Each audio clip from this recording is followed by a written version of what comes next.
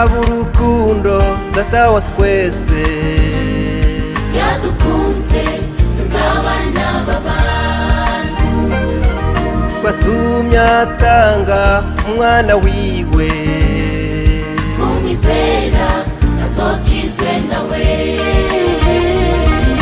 uraba urukundo data wa twese, yadukunze tugabana b'abantu, watumye atanga umwana wiwe, umwizera azokizwe nawe. cyo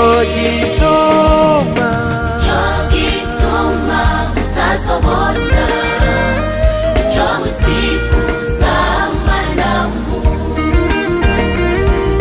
uzovuga ngo ndari umutunzi, icyo nicyo cyambujije kwihana. uzovuga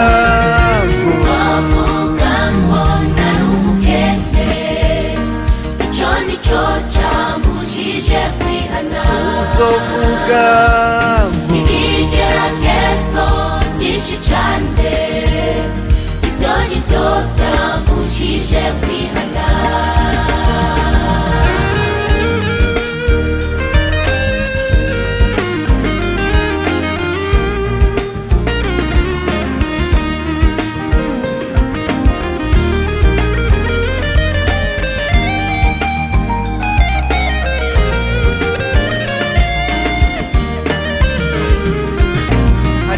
umuntu witwa Salomo, yari umutunzi uwo yarihane.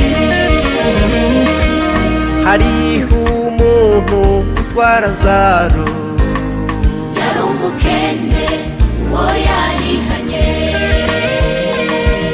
hariho umuntu witwa Salomo, yari umutunzi uwo yarihanye. hariho umuntu witwa Lazaro, yari umukene uwo yarihanye. cyo gituma utazobona icyo wisikuza mwana w'umuntu, uzovuga ngo ndari umutunzi, icyo nicyo cyambujije kwihana. uzovuga ngo ndari umukene, icyo nicyo cyambujije kwihana. uzovuga ibigeragezo byinshi cyane, ibyo nibyo byambujije kwihana.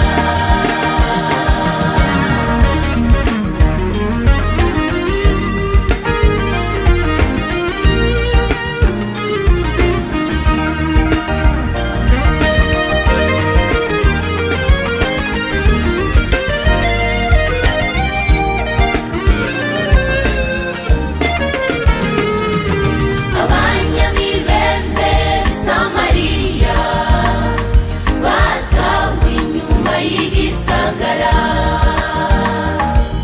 nibo bazanye inkuru nziza, Abisiraheli bakizwa inzara. Abanyamibembe b'i Samariya batawe inyuma y'igisagara, nibo bazanye inkuru nziza, Abisiraheli bakizwa inzara. cyo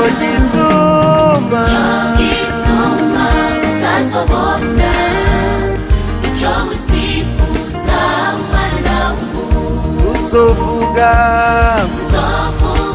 ngo ndari umutunzi, icyo nicyo cyambujije kwihana. uzovuga ngo ndari umukene, icyo nicyo cyambujije kwihana. uzovuga ibigeragezo byinshi cyane, byo ibyo nibyo byambujije kwihana. cyo gituma utazobona icyo wisikuza mwana w'umuntu,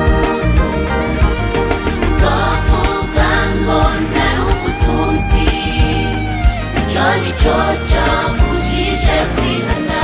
uzovuga uzovuga ngo nari umukene. icyo